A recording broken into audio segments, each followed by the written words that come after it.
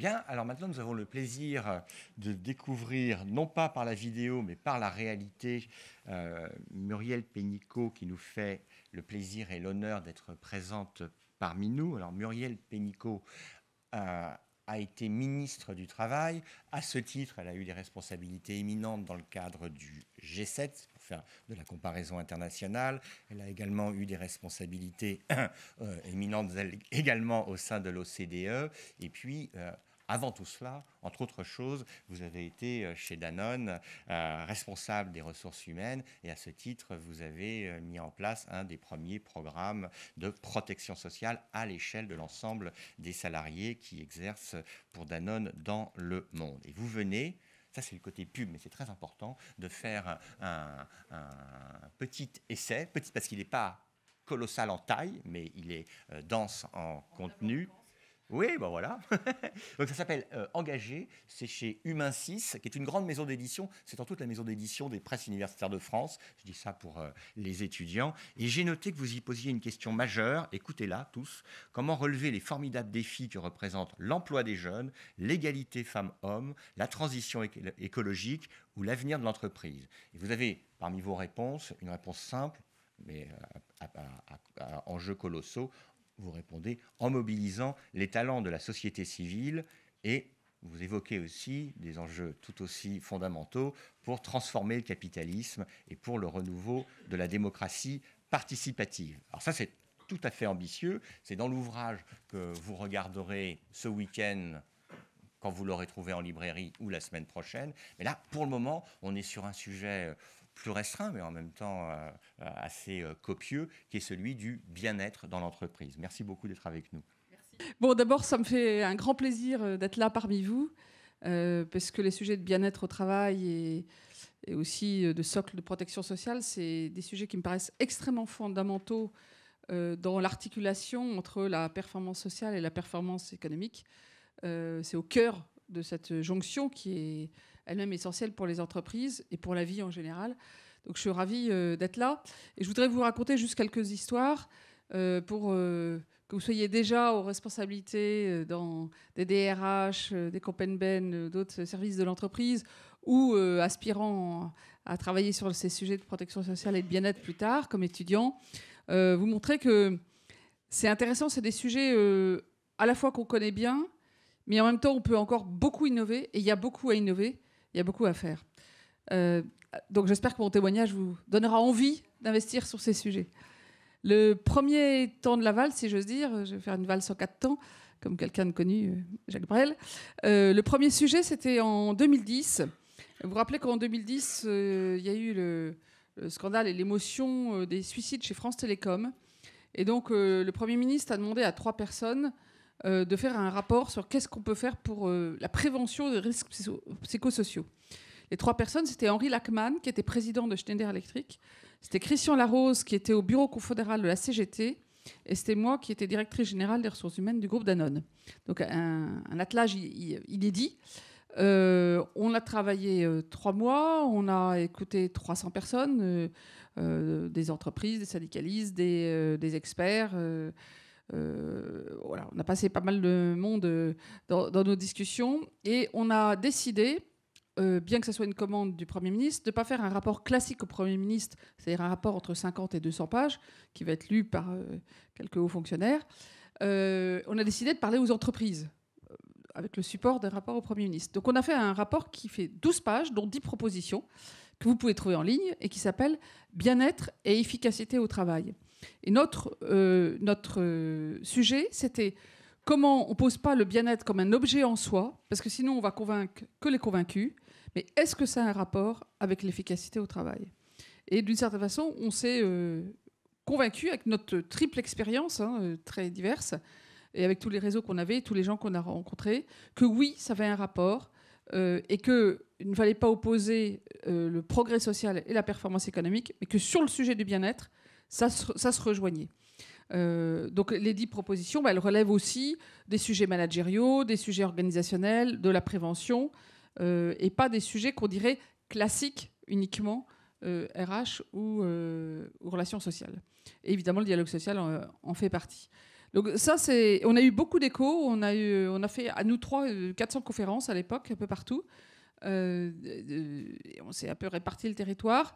Pourquoi ? Parce qu'il y avait cette résonance, évidemment, de l'actualité. Mais il y avait aussi, je pense, une attente déjà. Il y avait déjà beaucoup de travaux d'experts sur le sujet. Je pense à Olivier Blanchard qui est là, qui est un grand expert du sujet. Et il y avait déjà beaucoup de travaux. Donc on avait beaucoup de connaissances déjà. Sauf que le but, c'était de mettre des propositions dont pouvaient se saisir les entreprises. À la même époque, j'étais donc DG de Danone, et c'est le moment où chez Danone, on se posait la question d'un virage stratégique qui est d'aller plus vers la santé par l'alimentation que l'alimentation en général.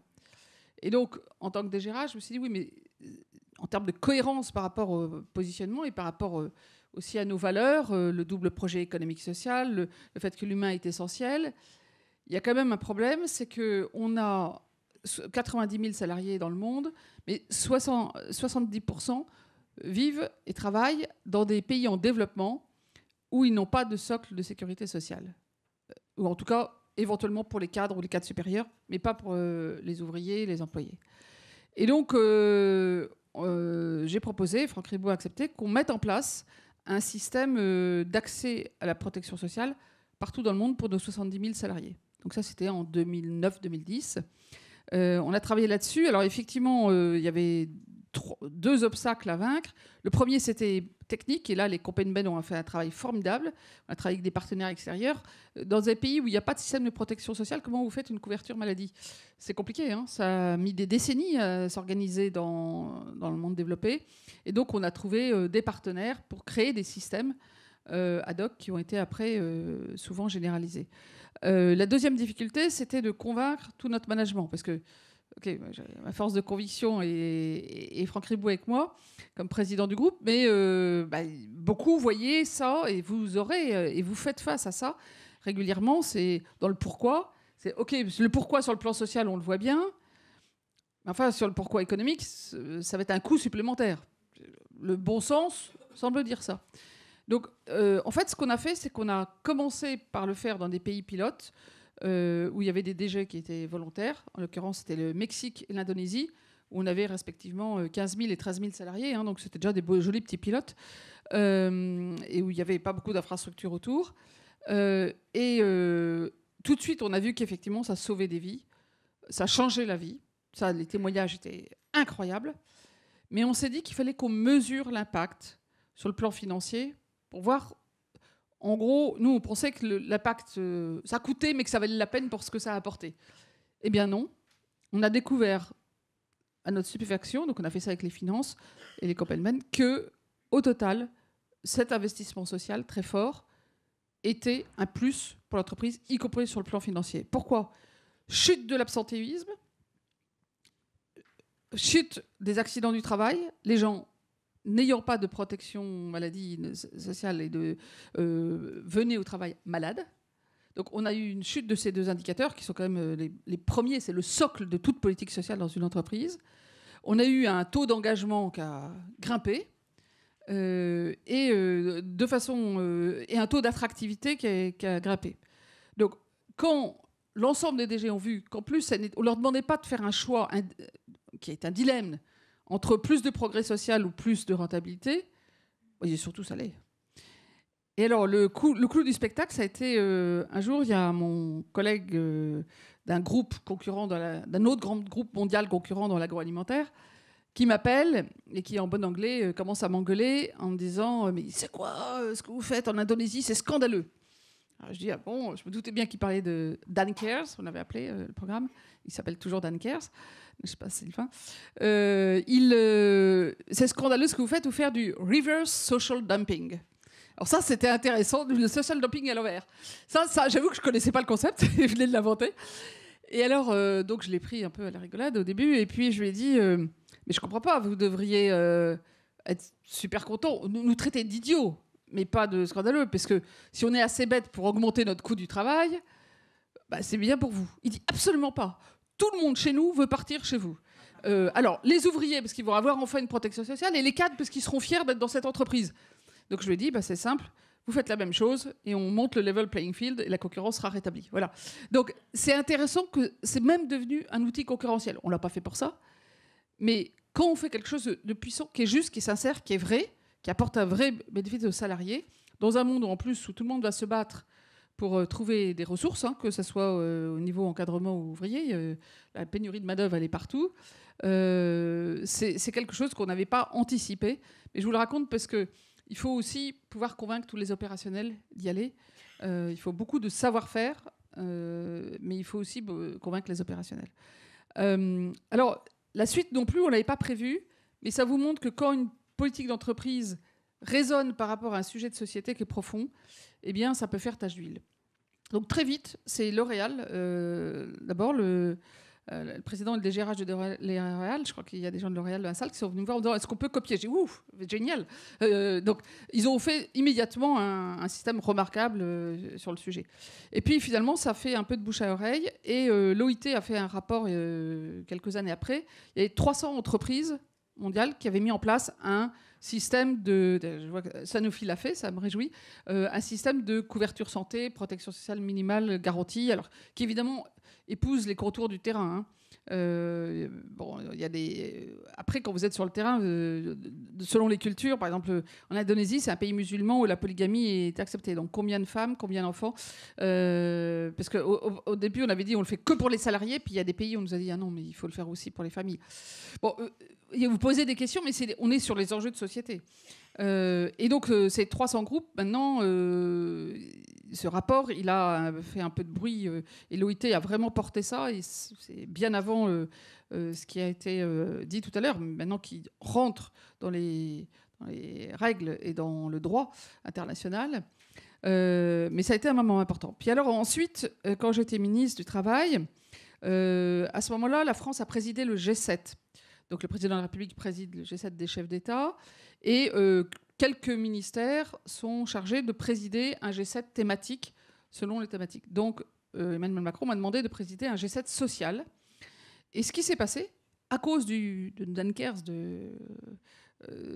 presque 10 ans avant, ça c'était en 2019, les partenaires sociaux mondiaux de l'OIT, l'organisation patronale, l'organisation syndicale, m'ont dit, mais on a l'exemple de Dunkers, on aimerait profiter du G7 pour faire un accord tripartite, et pays du G7 et partenaires sociaux, sur les sujets de droit syndical et de protection sociale.